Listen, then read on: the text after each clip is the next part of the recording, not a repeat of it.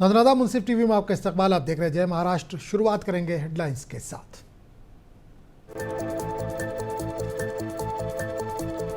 महाराष्ट्र के वज़ीर आला Devendra Fadnavis world economic forum में शिरकत करने के लिए दावोस में मौजूद। दावोस में आबाद मराठी लोगों ने फडणवीस का मराठी अंदाज में किया इस्तकबाल।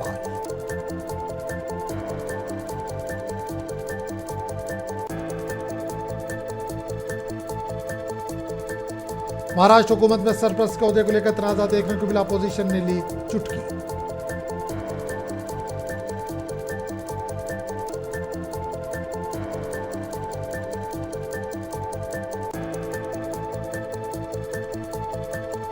नायब वज़ीर आला अजीत पवार ने कहा कि लाडली बहना योजना का फायदा सिर्फ अहल ख्वातीन को मिलना चाहिए। कहा लाडली बहना योजना की अगली किस्त 26 जनवरी को अकाउंट में जमा कर दी जाएगी।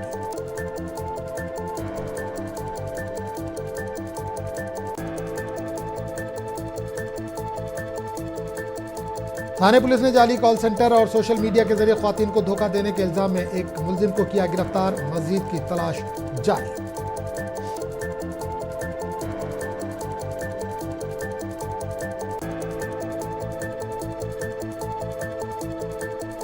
जलगांव में इज्तिमाई शादी का किया गया एहतमाम। सिर्फ 101 रुपए में शानदार तरीके से अंजाम दी गई तकरीब।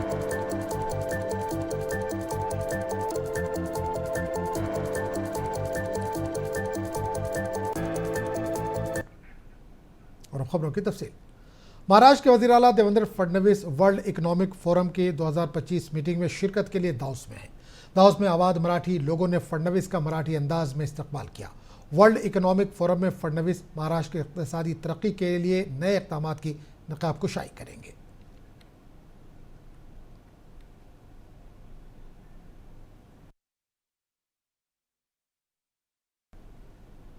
महाराष्ट्र हुकूमत में सरपरस्त के ओहदे को लेकर तनाज़ा देखने को मिला, जिसकी वजह से नासिक और लातूर के ओहदों पर तकर्री में परेशानी सामने आई। इन अजला से गिरीश महाजन और अदिति तटकरे को सरपरस्त वजीर बनाया गया, जिसके खिलाफ दादा भुसे और भरत गोगावले ने नाराजगी जाहिर की। इन दोनों लीडरों का ताल्लुक शिवसेना एकनाथ शिंदे ग्रुप से है।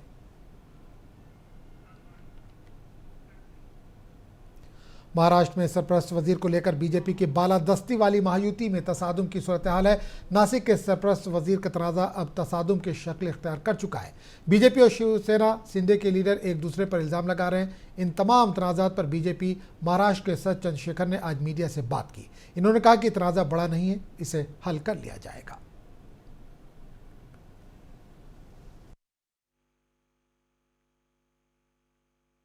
बहुत ज़्यादा विवाद नहीं है। 99% जगह पर अच्छे से हमारी चर्चा हुई।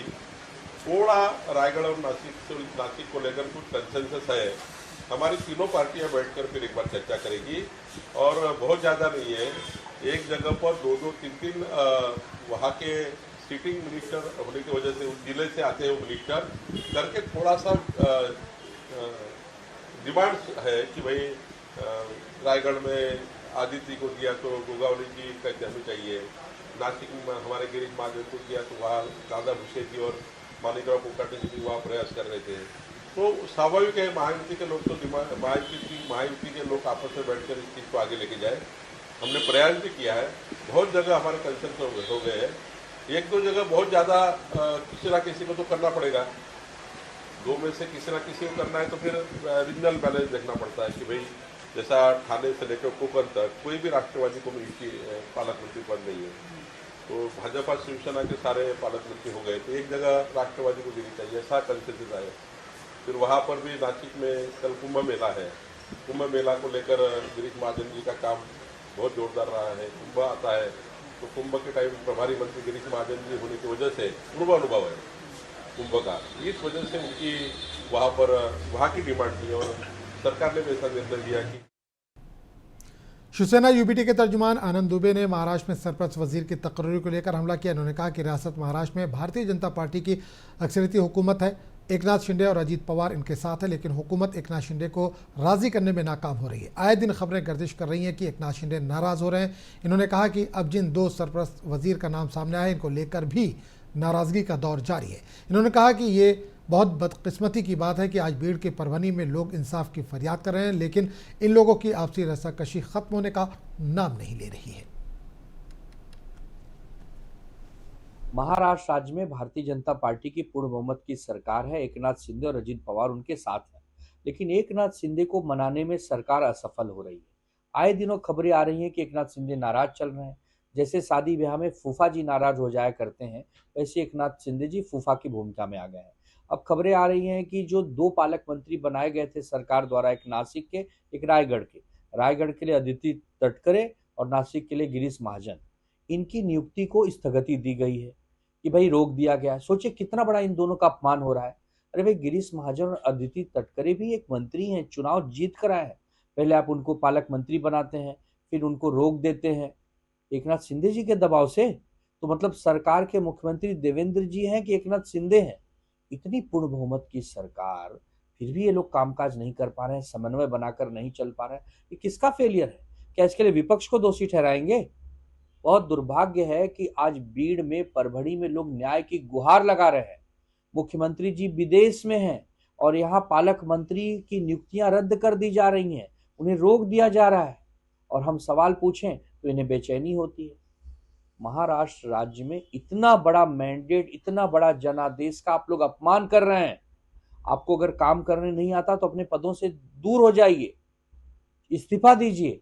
दूसरे लोग हैं, बहुत सारे कामयाब लोग हैं, योग्य लोग हैं जो आपके लिए काम करेंगे, लेकिन कम से कम मालेगांव असेंबली इंतखाबात में शिंदे शिवसेना के दादा भूसे ने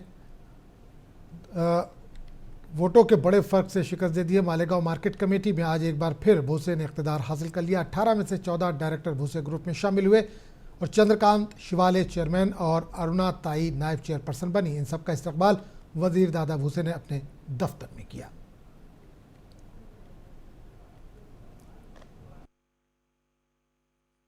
या ठिकाणी आज जो मैं कृषि उत्पन्न बाजार समिति के सभापति पे विराजमान हुआ हूँ, इसका पूरा जो श्रेय है ये शिवसेना के हमारे नेते दादा साहेब भूसे, इनके वजह से मेरा नाम यहाँ पे आगे किया गया। और जो हमारे जो संचालक बॉडी है उन्होंने पूरे यहाँ से सहयोग से मेरा नाम को मंजूरी दी है। इसके वजह से यहाँ पे जो 14 संचालक थे उन्होंने मेरा ही नाम अकेला आगे आया और किसी ने दूसरा नाम आगे आया नहीं। और यहाँ पे एक ही फॉर्म आने की वजह से मेरी बिनविरोध निवड यहाँ पे सभापति पद को हुआ है। और इनका पूरा श्रेय जो है ये शिवसेना के जो हमारे नेता दादा साहेब भूसे इनको जाता है। जालना में एक प्रोग्राम में शिरकत करने आए नायब वज़ीर आला अजीत पवार ने कहा कि लाडली बहना योजना का फ़ायदा सिर्फ अहल ख्वातीन को मिलना चाहिए। इन्होंने कहा कि मुखालफिन ने कहा था कि हुकूमत बनने के बाद इस स्कीम को रोक दिया जाएगा, लेकिन ये वादा पूरा करने वाली हुकूमत है। इन्होंने कहा कि लाडली बहना योजना की अगली किस्त 26 जनवरी को अकाउंट में सीधे तौर पर जमा कर दी जाएगी। अजीत पवार जालना में ज़िले दफ्तर का इफ्तिताह करने आए थे।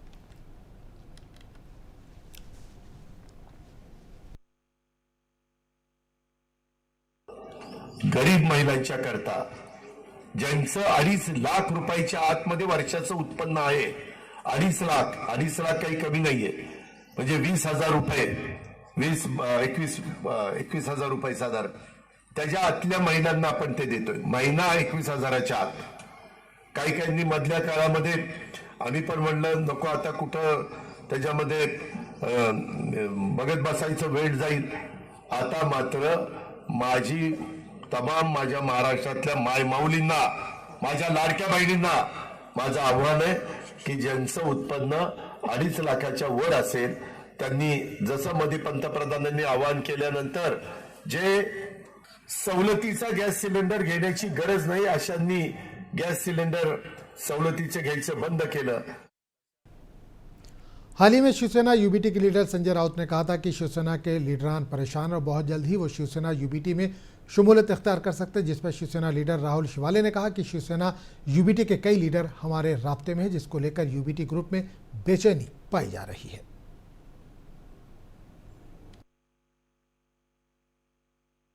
आप सभी को पता है कि महाविकास आघाड़ी के बहुत सारे एमएलए, बहुत सारे एमपी परेशान है बहुत दिनों से। उसका कारण है कि महाविकास आघाड़ी के जो अलायंस पार्टनर है उनमें इतने झगड़े हैं और उस झगड़े की वजह से उनके क्षेत्र के काम नहीं हो रहे, उनके क्षेत्र का विकास नहीं हो रहा। और जो सेंट्रल गवर्नमेंट हो या स्टेट गवर्नमेंट हो, दोनों जगह पे एनडीए की गवर्नमेंट है और वो दोनों जगह पे एनडीए गवर्नमेंट होने की वजह से उनके क्षेत्र का विकास रुका हुआ है। तो वो एमएलए और वो एमपी बहुत दिनों से अस्वस्थ है और डिस्टर्ब है, वो हमारे संपर्क में है और उनको शिवसेना वो या महायुति में प्रवेश लेना है। बहुत सारे लोगों ने ये भी रिक्वेस्ट किया था कि 23 जनवरी को शिवसेना प्रमुख बाला साहब ठाकरे जी का जन्मदिन है, उस अवसर पर भी हम शिवसेना में आ सकते हैं। तो ये खबर वडेट्टीवार और संजय राउत को मिलने की वजह से उन्होंने ये उनके विधायक है, उनके एमपी पार्टी छोड़ के नहीं जाना चाहिए, इसके लिए ऐसे गलत बयान वो मीडिया के माध्यम से कर रहे हैं। उड़ीसा के कोणार्क में ऑल इंडिया माइनिंग कॉन्फ्रेंस का इनेकाद किया जा रहा है। इस कॉन्फ्रेंस में तमाम रियासतों के माइनिंग मिनिस्टर शिरकत करें। इस कॉन्फ्रेंस के बारे में बात करते हुए महाराष्ट्र के वजीर पंकज राजेश ने कहा कि महाराष्ट्र के गढ़चिरौली में हमारी सरकार काम कर रही है और जल्द ही इसको स्टील सिटी ऑफ इंडिया बनाया जाएगा।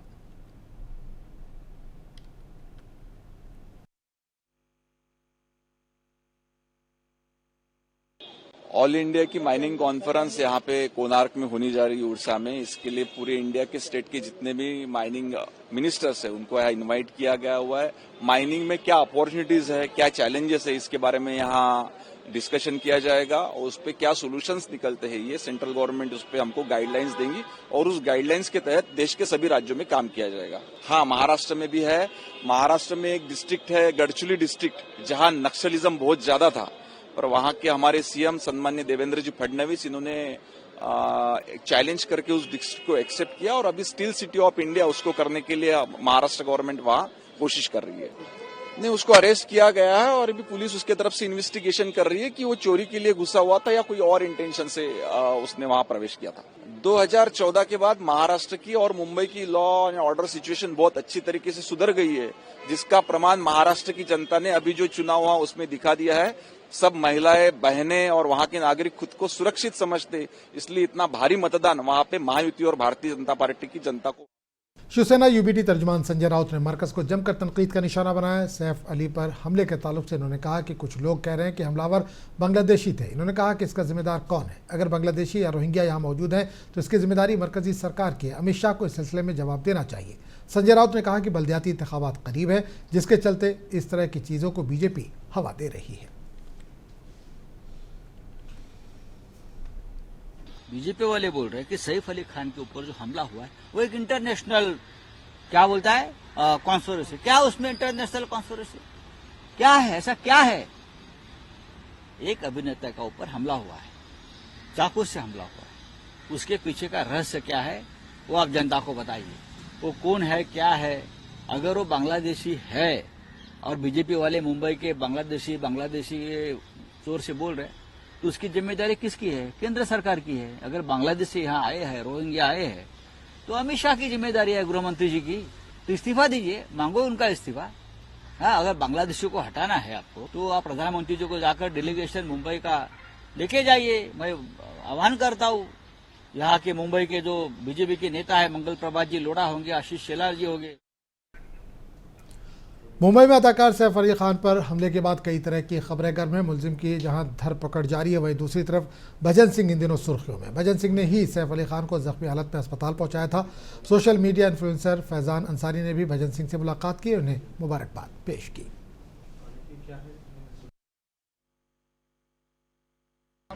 जी, मुझे बहुत खुशी हुई। इस बात का मुझे गर्व है, किसी इंसान की मैंने जान बचाई है। जैसे आज जो सम्मानित किया जाता, उस चीज के लिए बहुत गर्व महसूस हो रहा मेरे को। आज जो खुशी हो रही कि मैं एक ऑटो ड्राइवर जो भी है, मैंने कभी इतना ये नहीं सोचा था कि मेरे को इतना वो हो जाएगा। बट ये देख रहा कोई किसी स्टार की मैंने अगर जान बचाई है तो बहुत मुझे ये खुशी महसूस हो रही है। हाँ, जो मिलना चाहेंगे तो मिल लूंगा, कोई दिक्कत नहीं। जैसे आप उनके लड़के हैं जो ये हमारे भाई जैसे हैं। बिल्कुल बिल्कुल। हाँ, तो वो चीज के लिए खुशी है। जैसे ये हमारे जो भाई लग रहे तो इन्होंने सम्मानित किया। सर, ये भाई नहीं है, भाई से बढ़कर इन्होंने वो काम किया है जो देश को, देश के बाहर भी, आज अगर आपको शायद पता नहीं है, इंग्लैंड, अमेरिका, दुबई में भी आपकी न्यूज चल रही है। और इंसानियत का सर इन्होंने ऐसा मिसाल दिया है, आधी रात को कोई इंसान अगर खून में लथपथ है, अच्छे लोग सर देख के गलत, दिन रात ये लोग रिक्शा चलाते हैं, मेहनत करते हैं और ऐसे लोगों को देख के तो लोग भाग जाते हैं, लेकिन ये रोके, इन्होंने अपना धंधा छोड़ा, रोजी रोटी छोड़ी और उस इंसान की जान बचाना फर्ज समझा, जबकि इन्हें मालूम भी नहीं था कि वो इंसान एक लेजेंडरी एक्टर है, एक सुपरस्टार है और एक नवाब फैमिली का इंसान है। तो सर मैं अदाकार सैफ अली खान पर हमले के तार बांग्लादेश से जुड़े हैं, जिसको लेकर अपोजिशन हुकूमत पर हमलावर है। वहीं दूसरी तरफ महाराष्ट्र के वजीर शंभुराज देसाई ने कहा कि पुलिस इस मामले में हर जाविये से जांच करे, जहां तक इसके तार जुड़े होंगे सब जांच के दायरे में होंगे।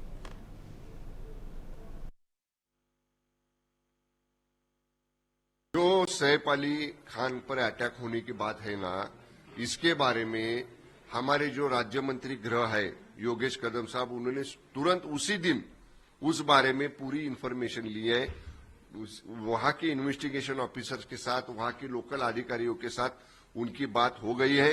इसके लास्ट कनेक्शन कहां तक जाता है, क्योंकि अभी जो इंफॉर्मेशन मिली है, जिसने अटैक किया उसके पास बांग्लादेशी के कोई डॉक्यूमेंट्स मिले हैं, तो लास्ट कनेक्शन तक महाराष्ट्र पुलिस, मुंबई पुलिस जाएगी और जो भी इसके पीछे उसको खोज के निकालेगी। हमारे राज्य मंत्री गृह योगेश कदम जी इस पूरे इस मामले का इंफॉर्मेशन लेके इसके ऊपर मॉनिटरिंग। बिहार की राजधानी पटना में 50वीं all India presiding officers conference में कई बड़े लीडर पहुंचे हैं। महाराष्ट्र कानून साज असेंबली के स्पीकर राहुल नार्वेकर भी पटना पहुंचे। इस दौरान इन्होंने मीडिया से बात करते हुए कहा कि चाहे हुकूमत में मौजूद लोग हो या अपोजिशन, सभी को अपनी जिम्मेदारी का एहसास होना चाहिए ताकि असेंबली या पार्लियामेंट की कार्रवाई पुरसुकून माहौल में चल सके।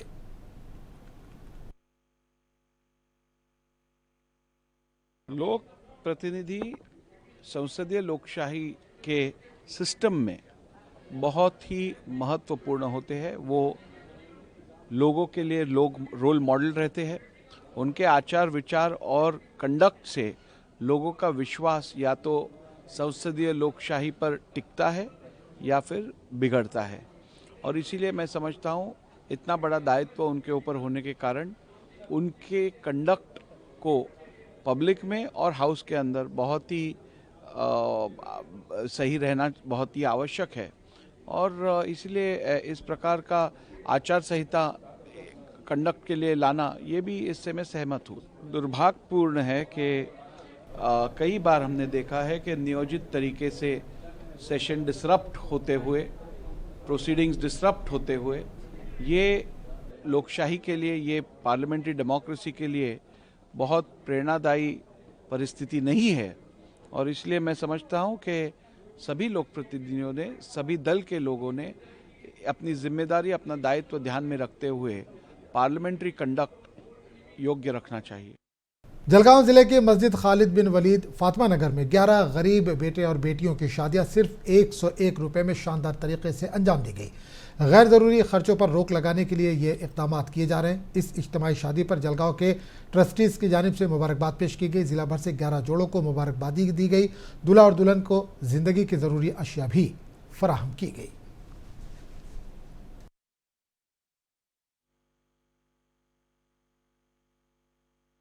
तकलीफ आती, तकलीफ को नहीं देखना, किसको देखना? अल्लाह को। अभी मैं एक जगह से कह के आया जुमला, अच्छा काम करो, नेकी। अच्छा काम खुद में करने की ताकत नहीं, जो अच्छा काम कर रहा है उसके साथ दे दो, ये भी नेकी। और अच्छा काम नहीं कर रहा, साथ नहीं दे रहा, तो सिर्फ काया मत कर, ये भी नेकी है। नहीं समझा? क्या मत कर? अरे बोलो, काया नहीं करने का डबल। मुंबई क्रिकेट एसोसिएशन की जानिब से जारी करदा एक बयान में कहा गया है कि मशहूर वानखेड़े स्टेडियम की 50वीं सालगिरह इतवार को क्रिकेट के लीजेंड्स और मोअज़्ज़िज़ीन की मौजूदगी में एक गाला तकरीब के साथ इख्तिताम पजीर हुई। 1974 में कायम किया गया मशहूर स्टेडियम क्रिकेट के मुतादिद तारीखी लम्हात का गवाह रहा। इस दौरान स्टेडियम के नए डाक टिकट की निकाब कुशाई की गई। MCA और BCCI के साबिक़ अहदेदार शरद पवार भी इस मौके पर मौजूद थे। इस दौरान रंगारंग प्रोग्राम का भी एहतमाम किया गया।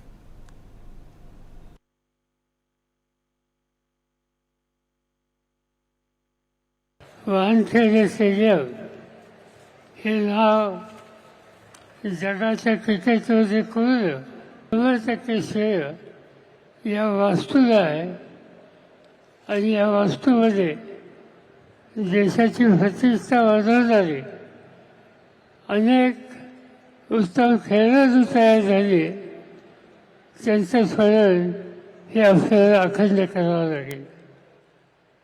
क्रिकेट हा धर्म म्हणून या देशाने स्वीकारला। या देशात क्रिकेटच्या संबंधी थाने पुलिस ने जाली कॉल सेंटर और सोशल मीडिया के जरिए ख्वातीन को धोखा देने के इल्जाम में एक मुलजिम को गिरफ्तार किया। पुलिस ने कहा कि मुलजिम एक फिल्म प्रोड्यूसर है जो भोजपुरी फिल्मों के लिए भी काम करता है। फिलहाल वो कॉल सेंटर चला रहा था जिसके जरिए लोगों को झांसा देकर पैसे लूटने का काम करता था। पुलिस ने कहा कि इस सिलसिले में मज़ीद तफ्तीश जारी है।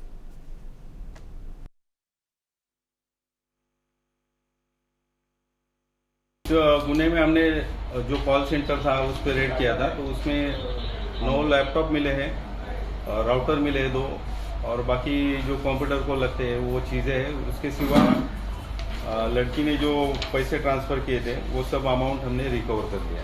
आरोपी जो है वो फिल्म प्रोड्यूसर है, छोटी छोटी फिल्म बनाता है। उसने भोजपुरी एक पिक्चर भी बनाई है और अभी वो कॉल सेंटर चला रहा है। जो आइजो जॉब्सो करके वेबसाइट है, चैटिंग फैसिलिटी वो देती है, और उसमें वो लड़कियां उस पर लैपटॉप पे बैठ के चैटिंग करती है लड़कों से और उनको अपने जाल में फंसाती है और फिर उनसे पैसे ऐंठती है। हाँ, ये जो उसका अलग वेबसाइट है वो तो हनी ट्रैप का ही है। 2 आरोपी अटक हुए हैं, एक आरोपी भोपाल से अटक हुआ है और एक उत्तर प्रदेश से अटक हुआ है। वो इन्वेस्टिगेशन चल रहा है, कुछ दिन बाद पता चलेगा। अगर इन्वेस्टिगेशन में अगर और आरोपी आते हैं तो उनको भी आरोपी बनाए। हमारे सीपी साहब ने इस बारे में एक ड्राइव चलाया है कि लोगों को साइबर क्राइम और ये जो ऑनलाइन चीटिंग होता है उसके बारे में अवेयर किया जाए।